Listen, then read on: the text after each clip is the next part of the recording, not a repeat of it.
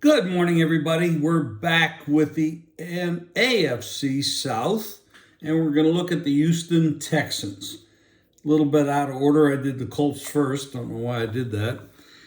But the Texans bring in D'Amico Ryans as their head coach. This guy's good. He's a good defensive coordinator. Now being at a head coach position, we always know when people come up from the ranks and they come from the coordinator positions up to being the head coach, we never know if they can work out. I'm not really in favor of defensive head coaches because the league has gone so much to offense. And when you develop an offense, you lose, of course, your offensive coordinator, goes off to another team, becomes a head coach like Steichen did from Philadelphia to the Colts, and you're constantly losing your offensive coordinator. Well, Ryans has to fill a lot of positions here, and I just don't see the optimism across the board. I do see the optimism on the defensive side of the ball.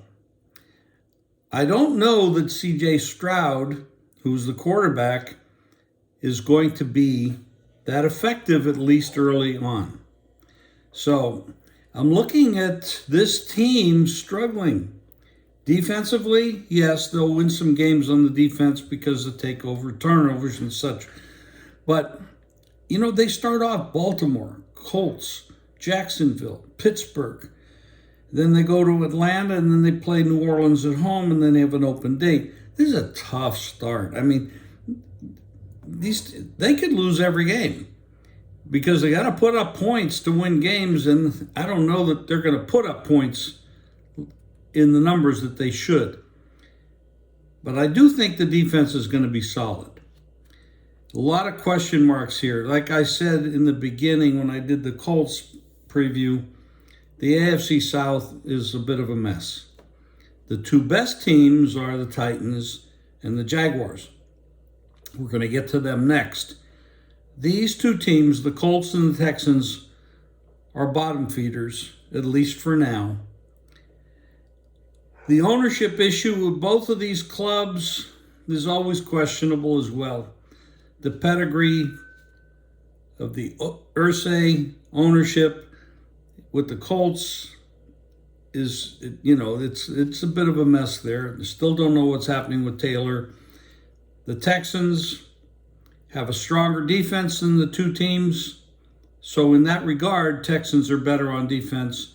The Colts, we don't know with Richardson. So looking at both these teams, I'm looking at the Texans with this 5.5, 6.5 number. You can shop for numbers on the win totals.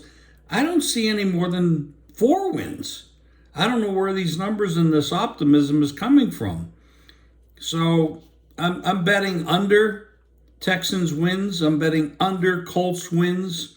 Neither one of these teams are going to make the playoffs. Neither one of these teams are going to win the division.